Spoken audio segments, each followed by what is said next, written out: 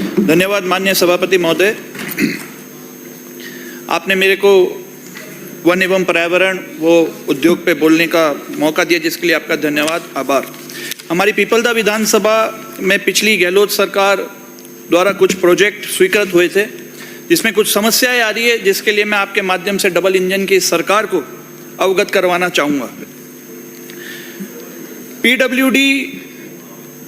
PWD विभाग की जो स्वीकृत सड़क थी बालूपा से संग्रामपुरा, आज दिन तक कभी सड़क नहीं पड़ी, और हमारी गहलोत सरकार के टाइम पे गहलोत साहब ने ये कृपा करी कि वहाँ से बालूपा से लेकर संग्रामपुरा तक जो सड़क स्वीकृत करी, पर उसमें समस्या ये आ रही है कि राज्य सरकार की एनओसी के कारण जयपुर कार्यालय में पत्रावली पेंडिंग है। तो माननीय मंत्री जी, एक तो आप ये कष्ट करें।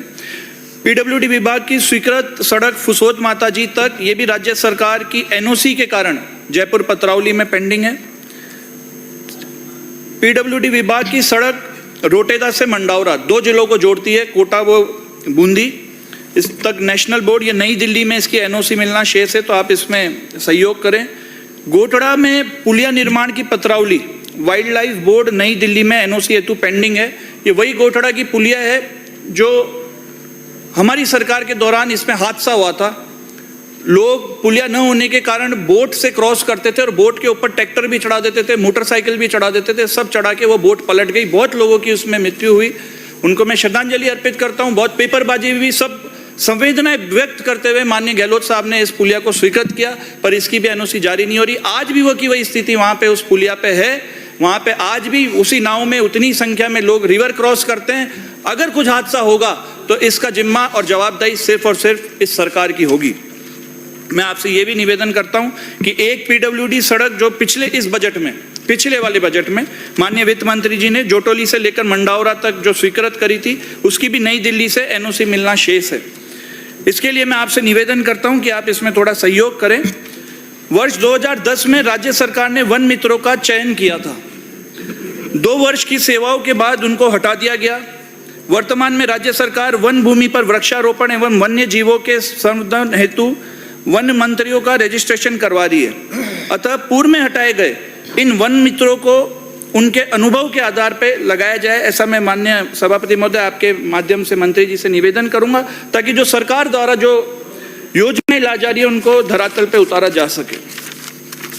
मैं माननीय सभापति महोदय आपके माध्यम से मैं ये भी मंत्री जी को अवगत करवाना चाहूंगा कि ठीक है, ओवर कॉन्फिडेंस में ये आंकड़े दिखाने के लिए बजट में करोड़ों पौधे लगाएंगे और आने वाले आगामी बजट में और ज्यादा करोड़ों की संख्या बढ़ाएंगे, ये ठीक है धरातल पर। धरातल पे काम दिखना चाहिए, धरातल पे काम होना चाहिए। पौधे कितने जिंदा रहते हैं, कैसे वो आगे चल पाएंगे, इसकी एक प्लानिंग बनाना वो ज्यादा मायने रखती है, ऐसा मैं समझता हूं।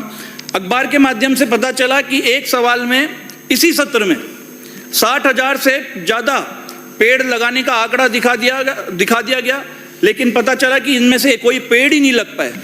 तो मैं आपको कहना चाहूंगा कि ये जो आंकड़े दिए जाते हैं, हम ज्यादा अफसरों पर निर्भर नहीं रह सकते।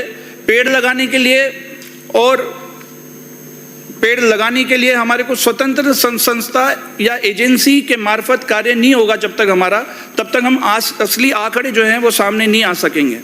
मैं समझता हूं कि इंसान के ऊपर जब कोई अत्याचार होता है तो विभिन्न प्रकार से वो सड़क पे विरोध कर सकता है, सोशल मीडिया के माध्यम से विरोध हो सकता है, पर जब प्रकृति के ऊपर कोई किसी प्रकार का अत्याचार होता है, चाहे वो वन जीवों के ऊपर हो, वो पेड़ों के ऊपर हो, किसी भी प्रकार का हो, तो उसके लिए माँ प्रकृति आदिवासियों को चुनती है, हम आदिवासियों को चुनती है और वन प्रेमियों को चुनती है।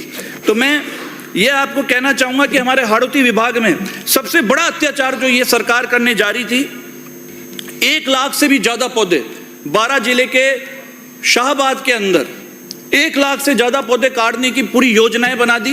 वो तो मैं धन्यवाद दूंगा माननीय हाई कोर्ट का, सभी वन प्रेमियों का, जीव प्रेमियों का, जिन्होंने विरोध प्रकट किया और माननीय हाई कोर्ट ने इसके ऊपर स्टे दिया। मैं आपको बताना चाहूंगा माननीय सभापति महोदय कि 12 जिले के शाहबाद में green agro energy private limited का पावर प्लांट लगाने जा रहे हैं, जिसको लेकर शाहबाद क्षेत्र में जो ट्राइबल बेल्ट है, वो बेल्ट भी आदिवासियों की है, उसके संरक्षित जंगल के 1 लाख से ज्यादा पेड़ काटने की केंद्र सरकार ने अनुमति जारी कर दी। 200 साल पुराने विकसित हुए इस जंगल की बलि देने का काम ये भाजपा सरकार करने जा रही थी। ये तो धन्यवाद है आदिवासी समाज का, सभी वन प्रेमियों का, जो उन्होंने विरोध प्रकट किया। और ये सोचने का विषय है कि अगर इतनी ज़्यादा संख्या में अगर पेड़ कटेंगे तो जानवर कहाँ जाएंगे, इतने बड़े बड़े पेड़ कब तक तैयार होंगे, ये सोचने का विषय है। और मैं ये भी कहना चाहूँगा आपके माध्यम से माननीय सभापति महोदय, माननीय मंत्री जी से भी, कि सत्ता का इनका इतना अहंकार भी ठीक नहीं है। इतने बड़े बड़े पेड़ कटने जा रहे हैं लाखों की संख्या में, और क्षेत्रीय जनप्रतिनिधियों से कोई चर्चा नहीं है। वहाँ के क्षेत्रीय विधायक जो बीजेपी के हैं, उनसे जब मीडिया पूछती है तो वो कहते हैं मेरे को तो पता ही नहीं है इस बारे में कि क्या योजना आने जा रही है। उस जिले के पूरे विधायक बीजेपी के भी और सांसद भी, वो भी बीजेपी के, वो भी पत्र के माध्यम से इस जो ये प्लानिंग जो प्रोजेक्ट लेके आ रहे थे, इसका उन्होंने विरोध किया। तो मैं यही कहना चाहूँगा कि यही स्थिति प्रदेश में और जगह भी है। अभी माननीय शिव विधानसभा से आने वाले माननीय सदस्य ने भी अवगत करवाया था कुछ दिन पहले कि एमसीआर सूची 8 पर 17 खेजड़ी के पेड़ रातों रात काट दिए गए। और सोलर प्लांट लगाने वाली जो कंपनीज है, उन्होंने साइट पर खेजड़ी के पेड़ काट दिए। और तो और पेड़ काटने से पहले न वन विभाग को सूचित किया और न ही उनकी अनुमति ली, और रात को मशीनें आती है, पेड़ काट देती है, लोग बाद में वहां पे विरोध प्रदर्शन करते हैं। और इससे भी ज्यादा सोचने का विषय यह है कि एक तो पेड़ काटने से रोक नहीं रहे, ऊपर से जो कंपनियां जो खेजड़ी के जो पेड़ काट रही है, उसमें ऐसा कोई प्रावधान भी नहीं है कि इसकी जगह, काटने की जगह वो कोई और पेड़ लगाए, इस प्रकार का भी कोई प्रावधान नहीं है। तो ये हमारे को जो आज प्रदेश की जो स्थिति बनी हुई है वास्तविकता, उस पर ज्यादा सोचने की जरूरत है, बजाय इसके कि हम आंकड़ों में दिखाए बड़े बड़े करोड़ों की संख्या में हमने पौधे लगा दिए।